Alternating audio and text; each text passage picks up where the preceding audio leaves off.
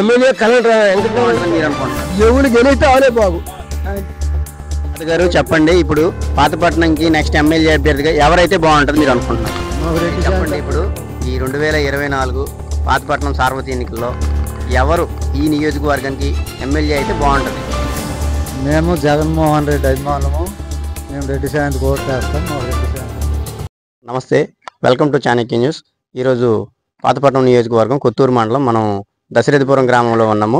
ఈ దశరథపురం గ్రామంలో పాతపట్నంలో జరగబోయే 2024 సార్వత్రిక ఎన్నికల్లో ఇక్కడ ఎమ్మెల్యే ఎవరైతే బాగుంటుందో ఇక్కడ సామాన్యులు ఉన్నారు, వాళ్ళని అడిగి తెలుసుకునే ప్రయత్నం చేద్దాం. నెక్స్ట్ ఎమ్మెల్యే ఈ నియోజకవర్గానికి ఎవరైతే బాగుంటుందని మీరు అనుకుంటున్నారు? ఎవరు గెలిస్తే అవలే బాగు.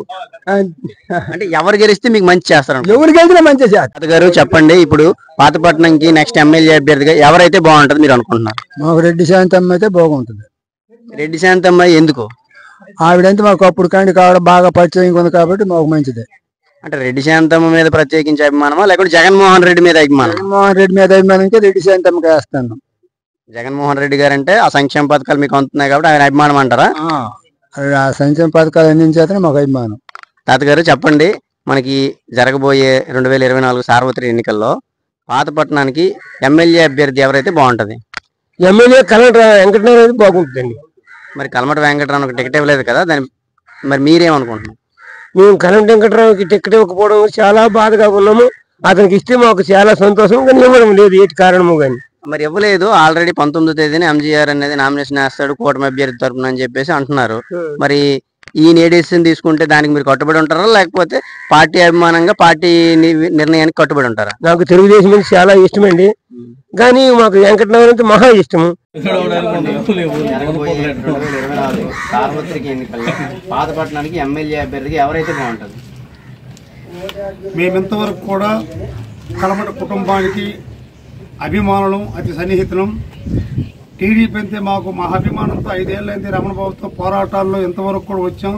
అధిష్టానం ఇప్పుడు కలమట వెంకటరావును గుర్తించుకోవడంతో మేమందరం ఆందోళనకరంగా ఉన్నాం. ఆయన ఇండిపెండెంట్గా పోటీ చేస్తే ఆయనకు సపోర్ట్ చేయడానికి సిద్ధంగా ఉన్నాం. ఆయన సూచనల మేరకు, సలహాల మేరకు ఆయన ఏం చెప్తే చేయడానికి సిద్ధంగా ఉన్నాం. ఇండిపెండెంట్గా వేస్తే ఈ రోజులు బట్టి గెలిచే పరిస్థితి ఉందంటారా? గెలుపు ఓటములు దైవదేనం. ఆయన ఉనికి కాపాడుకోవడానికి, రాజకీయ భవిష్యత్తు తెలుసుకోవడానికైనా ఇండిపెండెంట్గా తప్పని పరిస్థితులు ఉన్నాయి. కానీ ఆయన పెద్దల సలహాలు సూచనల మేరకు ఆయన ఏ నిర్ణయంకి వస్తారనేది ఇంతవరకు మాకు తెలియదు. మాకు ఎటువంటి సమాచారం కూడా ఇంతవరకు అందలేదు. ఆయన కోసమే మేమందరం కూడా ఆయన అభిమానులుగా వేయి కళ్ళతో ఎదురు చూస్తున్నాం. ఎవరు ఈ నియోజకవర్గానికి ఎమ్మెల్యే అయితే బాగుంటది? మేము జగన్మోహన్ రెడ్డి అభిమానము. మేము రెడ్డి శాంతికి ఓట్లు వేస్తాం. మాకు రెడ్డి శాంతి అంటే అభిమానం. మరి రెడ్డి శాంతమ్మ అయితే కార్యకర్తలకు, సామాన్య కార్యకర్తలకు అందుబాటులో ఉండదు, టైమింగ్ ఇవ్వదు, పట్టించుకోదు, ఇక్కడ అసంతృప్తి అయితే ఉంది. దాని గురించి ఏమంటారు? తొలే మాకు పిఎల్ వాళ్ళు కొంచెం ఇబ్బందిగా ఉండేది, ఇప్పుడు అవేమీ లేవు. ఇప్పుడు అదే పిఎల్ ఉంటారు కదా, మళ్ళీ గెలిచిన తర్వాత పట్టించుకోదని చెప్పేసి చాలా మంది ప్రధాన కార్యకర్తలు కూడా పార్టీని వీడిన పరిస్థితి ఉంది. మరి మీరేమంటారు? మేడం గారు పిఎల్కి వార్నింగ్ ఇవ్వడం జరిగింది. వాళ్ళు ఇప్పుడు సక్రమంగా ఉంటారు.